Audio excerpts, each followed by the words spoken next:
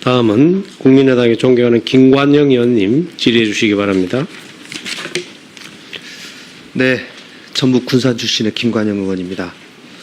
후보자로 지명되셔서 청문회를 준비해 하시면서 많은 것을 느끼셨을 것 같은데요.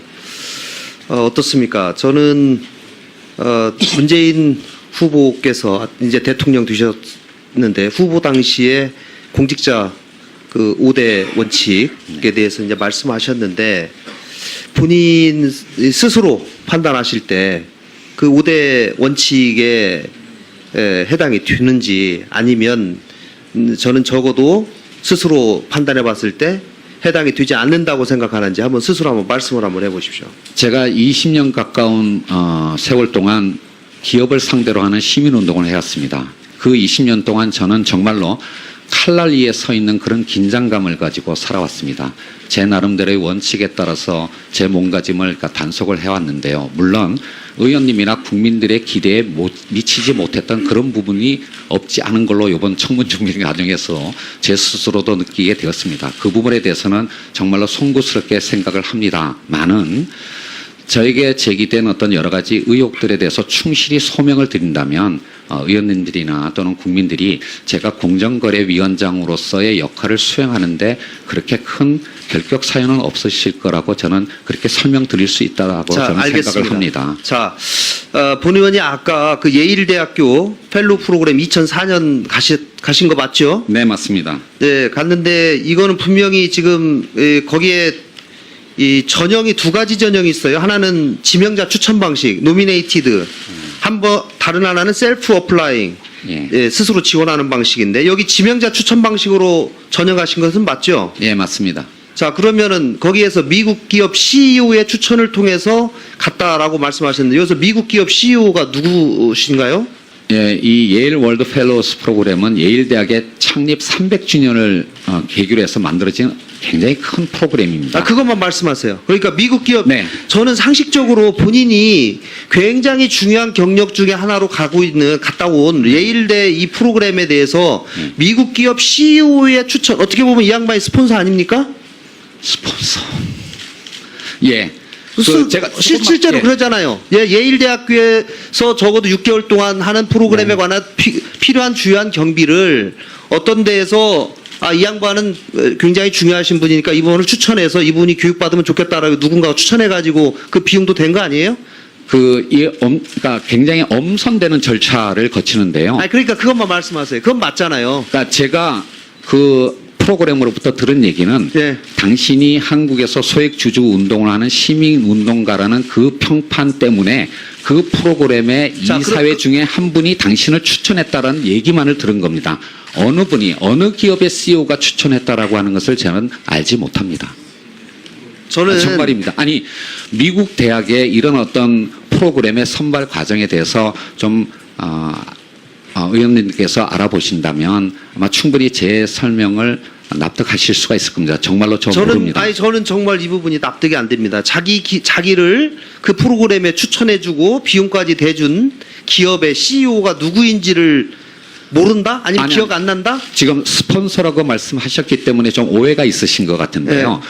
그 미국 기업이 저의 체제 비용을 개별적으로 지원한 게 아닙니다. 그러니까 개별적으로 지원한 건 아니지만 그 프로그램에 이분이 예를 들면 후보자께서 이 프로그램에 가서 교육받는 게 굉장히 필요할 것 같다고 해서 네. 그 예일대학교에 그 필요한 경비는 그 회사에서 된 거 아니겠어요? 아닙니다. 그렇지 않습니다.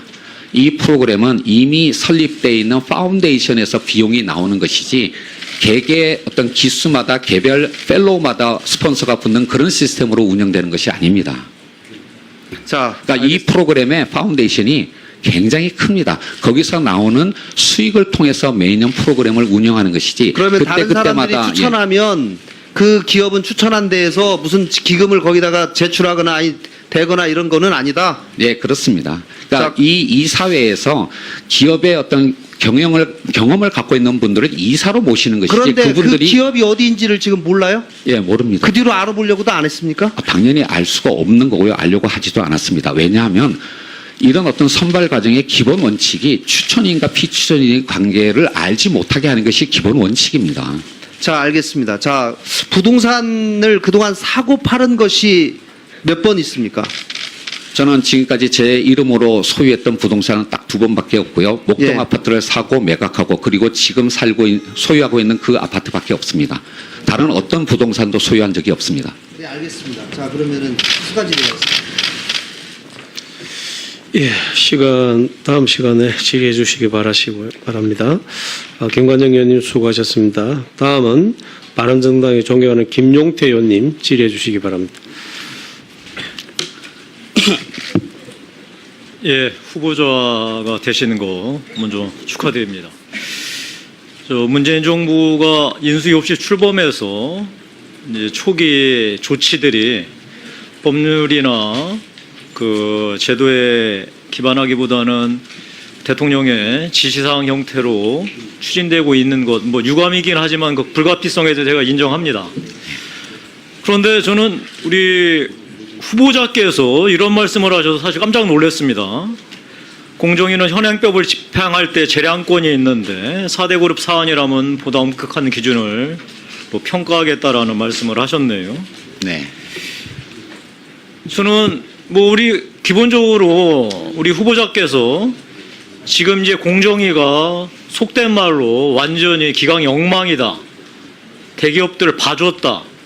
그리고 가불관계에서 의를 보호하는데 실패했다라고 하는 이런 인식을 갖고 있기 때문에 그 기준으로 본다면 아마 이제 이 공정위를 통해서 뭔가 이 기업들에 대해서 제대로 된 이제 관리 감독을 하시겠다는 뜻인 것 같은데요. 네. 제 생각에는 이 재량권이 아니라 이 법률과 이 원칙에 있어서 공정위가 제대로 기능할 수 있도록 하는 게 중요하지 않겠습니까? 어떻게 생각하세요? 저는 재량권이라는 말이 잘 도저히 이해가 안 갑니다. 그 네. 재량권이라는 표현이 조금은 오해의 소지가 있었던 것 같습니다.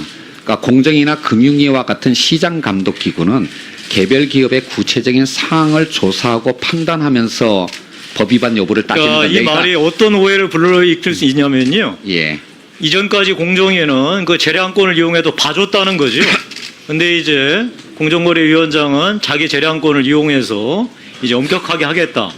그러니까 저는 이런 불필요한 오해가 없도록 예, 하는 게 중요하다고 그런 생각을 오해를 불러일으킨 거에 대해서는 저는 이 부분에 대해서 생각합니다. 이제 네. 우리 김상조 위원장께서 어떻게 위원장이 되시면 어떻게 해 나가는지에 대해서 잘 살펴보도록 하겠습니다. 또 하나 우리 문재인 대통령 공약이 전속고발권 폐지죠, 공정위. 네, 그렇습니다. 지금 입장은 어떠세요? 우리 후보자 입장은?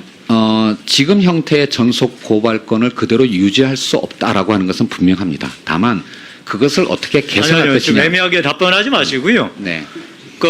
우리 후보자께서도 사실 계속 학계에서나 시민운동가로서 공정거래위원회를 비판하면서 가장 큰 문제가 전속고발권이다라고 말씀을 하셨잖아요. 그러니까 네. 전속고발권을 폐지하는 법안이 이제 나오면 거기 찬성하실 겁니까? 제가 공정거래위원장이 된다면 의원님들과 충실히 협의를 하겠는데요. 제 개인 생각을 조금만 말씀을 드리면 지금 단계에서 지금 현행 공정거래법에는 거의 모든 조항을 위배했을 때 형사처벌을 하도록 이렇게 돼 있습니다. 그러니까 제가 어떤 말씀을 드리는 거냐면 네. 공정거래위원회의 위상과 역할이 사실 뒷받침하는 가장 기본적인 법률적 토대가 전속고발권 아닙니까? 네. 그러니까 저는 이 부분에 대해서 지금 집권 여당이 당론으로 정했고 공약까지 한 마당에 저는 본인이 공정거래위원장이 될 가능성이 있는 상황에서 말 바꾸기 하는 게 아닌가 싶어서 제가 말씀드린 거, 이 부분도 나중에 위원장이 되신다면 어떤 입장을 가질지 제가 살펴보도록 하겠습니다. 또 하나, 조사국을 부활하시겠다고 말씀을 하시는데요. 이 조사국이 폐지된 이유는 기업들의 노비가 있었다는 말도 있지만 이 조사국이 그러니까 소위 폐소율이 계속 너무 높아져서 이게 과연 제 기능을 하고 있는 것이냐라고 하는 비판도 많았었다는 거 인정하시나요? 2005년도에 조사국을 폐지했던 이유는 예. 그 이전에 부당 내부 거래에 대한 조사가 일정 정도 완료되면서 성과가 나왔고요. 그리고 초기에는 공정위의 패소율이 높았지만 그거에 대한 어떤 관행과 판례가 구축되면서 상당한 정도의 예측 가능성이 확보되었기 때문에 폐지된 걸로 알고 있습니다. 아니요, 그러니까 지금 사실은 이제 그런 평가보다는 사실 예전 야당이나 시민단체로부터 집중적으로 공정위에 대한 그 비판이 있었을 때 바로 이 부분 조사국이 대기업의 그 로비 때문에 폐지되었다 그래서 반드시 부활해야 된다라는 논리가 있었고요. 네. 제가 지금 드리는 말씀은 뭐냐면 조사국이 조사한 사건들이 패소율이 높았던 게 바로 대형 노평가서 대부분 진 거예요. 제가 이 부분에서 공정위의 가장 중요한 도덕적 해이라고 일컬어지는 공정위 출신들이 대형 노펌 가서 공정위가 제소한 사건에 그 노펌에 소속돼서 재판이 임하는 것, 이 부분에 대해서 우리 위원장이 되신 다음에 어떻게 하실지 제가 추가 질의 때 질문하겠습니다. 예, 간단히만 말씀드리면 아까도 말씀드린 바와 같이 공정위가 공정한 시장 경제 질서를 창출하기 위해서는 그 조직과 권한이 확대돼야 됩니다. 다만 지금처럼 공정위에 대한 국민적 신뢰가 낮다면 그렇게 권한과 조직을 확대하기가 어려울 거라고 생각합니다. 따라서 그 신뢰를 높이기 위한 노력에 최선을 다하겠습니다.